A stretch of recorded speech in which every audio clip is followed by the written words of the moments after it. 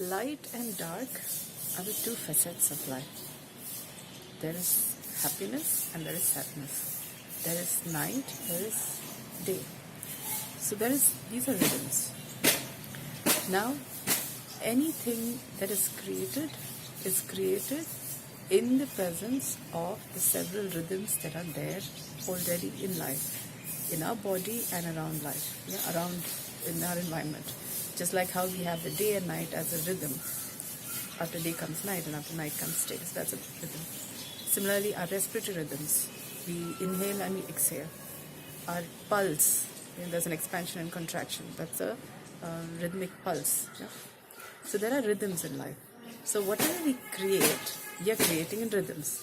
So even if you're kneading, say, dough to make chapati or anything, still there is a rhythmic contraction. You push and pull, yeah? So there are rhythms. And anything that is created with a certain peace, with a certain mindfulness, keeps getting better. Again, like when you're kneading dough, for example, if you're just going to punch it, there's something to it. And when you're kneading it with a certain mindfulness, more likely it's going to get softer. And what am I saying here? What am I referring to here is what usually comes about for arriving at a state of flow. Any artist would be able to say this. Yeah, they're creating some painting, they're making some music, they're dancing. There's a certain rhythm to it, between rest and activity, between noise and silence. Yeah? That's just music. If it's a dancer, there's going to be movement and rest. For a painter, there's going to be a movement between light and shadow. Yeah, and anytime there is a disruption in the balance between light and dark, between movement and stillness, between doing and being, there's likely to be an imbalance, and there's going to be a disruption in what is getting created. Now, what am I saying here, referring to here is, for anybody to come to a state of their own flow, it is important to be mindful of what are the contrasts between which the movement is happening. What is the contrast between which the activity is happening? Is it there needs to be a balance between being and doing. In the absence of that, what comes about is a stress and strain, and that will show up in what you're creating. The life that you live is also an art. You've heard about the art of living, but I am referring to the art of living not in reference to the school by Sri Sri. I'm referring here to living our everyday life. Okay, when there is a balance between being and doing, then there is a natural rhythm that you come to be in the presence of. And the more you're aware of moving between being and doing, the more aware you become of what rhythms there are. And one way to get in touch with that is that when you have a thought, there is an idea that strikes. That idea may or may not be yours. It may be from the environment. Okay.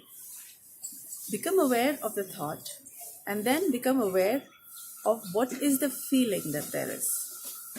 Is there any feeling in connection with the thought?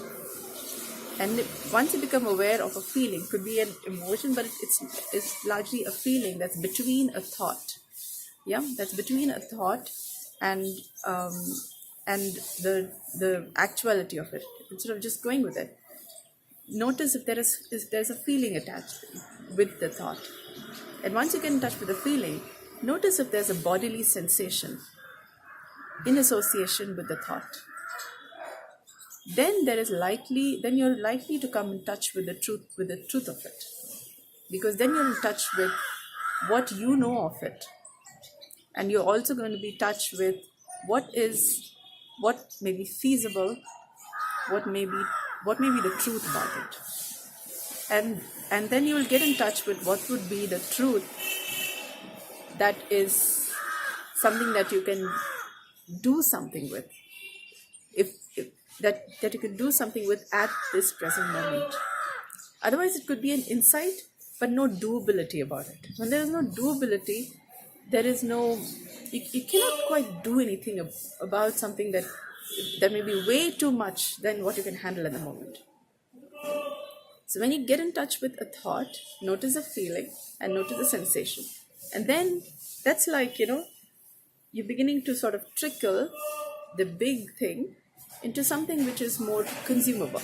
It is easy for you to sort of understand and get a hang of what is and what not, and what is, and you begin to start a process of, let's say, reinventing the wheel. You begin to discern the truth about what is being handed down, or what may be being seen as something that is just occurring to you. You begin to see the what, how, where, the components of it, and then you arrive at the truth that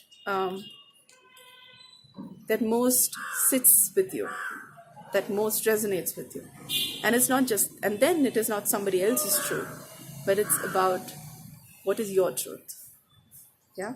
And what is something that you can now move ahead with, rather than just being something just given to you. You can get a doability with which to move ahead. Maybe it's just a tiny little step ahead, but it's still a step ahead. Happy discoveries.